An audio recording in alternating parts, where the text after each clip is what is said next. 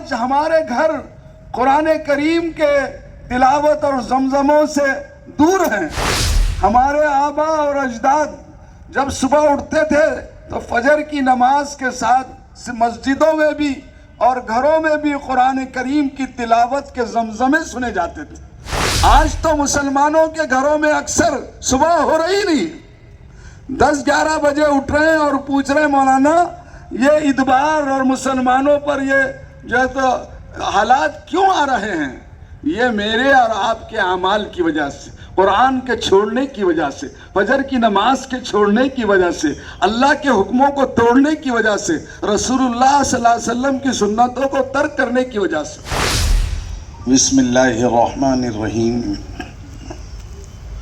الحمدللہ رب العالمین والصلاة والسلام علی سید الانبیاء والمرسلین وعلی آلہ الطیبین الطاہرین، اما بعد فاعوذ باللہ من الشیطان الرجیم، بسم اللہ الرحمن الرحیم۔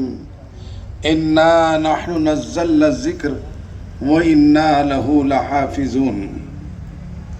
آج کے اس باوقار اجلاس کے مہمان خصوصی حضرت مولانا شیخ الحدیث مولانا نیاز احمد صاحب ندوی دامت برکاتہم، صدر مفتی دارالعلوم ندوۃ العلماء لکھنؤ، اور ہمارے قاری خوشنوا قاری عامر صاحب، اور اس پروگرام کے منتظم اعلیٰ اور جن کی کوششوں سے یہ پروگرام جو ہے اتنا کامیاب ہوا، میری مراد عالی جناب شکیل خان صاحب جو مرحوم الحاج شبیر پٹیل صاحب کے خلف الرشید اور ولی عہد ہیں، اور ان کے پیچھے علماء کرام کی وہ جماعت جنہوں نے دن رات محنت کر کے پورے علاقے کے مکاتب کا نہ صرف دورہ کیا بلکہ ان طلباء کا ایسا انتظام کیا۔ میں تینوں مسابقوں میں حاضر ہوا تو ایسا لگتا تھا قرآن پڑھ رہے کہ ہر بچہ درجے اول سے آ جائے گا، خاص طور سے فائنل مقابلے میں ایسا محسوس ہو رہا تھا۔ اصل بات یہ ہے کہ اللہ رب العزت نے دو چیزیں ایسی عطا فرمائی مومنین کو اور تمام انسانوں کو، اگر وہ ان دونوں چیزوں کو مضبوطی سے تھام لیں، ایک اللہ کی کتاب اور دوسرے رسول اللہ کی سنت اور تعلیمات، جب تک مسلمان قرآن کریم سے جڑے رہے، عمل کرتے رہے، اللہ نے ان کے سروں پر عزتوں کا تاج رکھا، اور وہ ڈھیلے پر سر رکھ کر سوتے تھے، لیکن قیصر و کسریٰ کی سپر طاقتیں ان کو دیکھ کر کانپ جایا کرتی تھی۔ لیکن جب سے ہم نے قرآن کریم کو جب بھی ہم نے پسے پش ڈالا، ہم ذلت و خواری کا اور پستی کا شکار ہوئے ہیں۔ پورے عالم اسلام کا یہ حال ہے کہ ہم اگر ہمارے ادبار پر غور کریں تو صرف اور صرف یہ نظر آتا ہے کہ قرآن پاک کے جو حقوق ہیں، جو تعلق ہے، وہ ہمارا کمزور پڑ گیا۔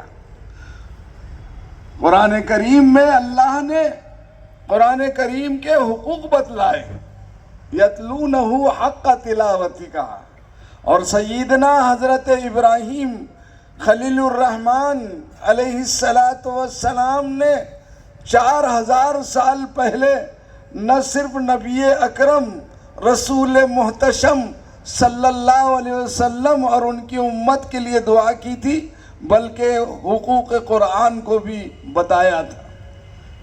سورہ بقرہ میں ارشاد ربانی ہے، ربنا وبعث فیہم رسولا منہم یتلو علیہم آیاتک ویعلمہم الکتاب والحکمہ ویزکیہم انک انت العزیز الحکیم۔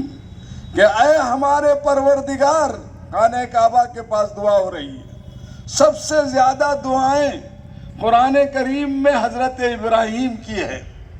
فرمایا اے ہمارے پروردگار، ہمارے پالنہار، ہمارے مالک و مختار، اس امت محمدیہ میں ایسا رسول البیلا مبعوث فرما، یتلو علیہم آیاتک، جو تلاوت کلام پاک کرے۔ تلاوت کلام پاک قرآن کا حق ہے، پہلا مقصود نبوت ہے، مقاصد نبوت میں پہلا مقصد ہے۔ آج ہمارے گھر قرآن کریم کے تلاوت اور زمزموں سے دور ہیں۔ ہمارے آبا اور اجداد جب صبح اٹھتے تھے تو فجر کی نماز کے ساتھ مسجدوں میں بھی اور گھروں میں بھی قرآن کریم کی تلاوت کے زمزمے سنے جاتے تھے۔ آج تو مسلمانوں کے گھروں میں اکثر صبح ہو رہی نہیں، 10-11 بجے اٹھ رہے ہیں اور پوچھ رہے ہیں مولانا یہ ادبار اور مسلمانوں پر یہ جو ہے تو حالات کیوں آ رہے ہیں؟ یہ میرے اور آپ کے اعمال کی وجہ سے، قرآن کے چھوڑنے کی وجہ سے، فجر کی نماز کے چھوڑنے کی وجہ سے، اللہ کے حکموں کو توڑنے کی وجہ سے، رسول اللہ صلی اللہ علیہ وسلم کی سنتوں کو ترک کرنے کی وجہ سے۔ اس لیے ہر مسلمان پر ضروری ہے کہ وہ روزانہ تلاوت کلام پاک کا اہتمام کرے۔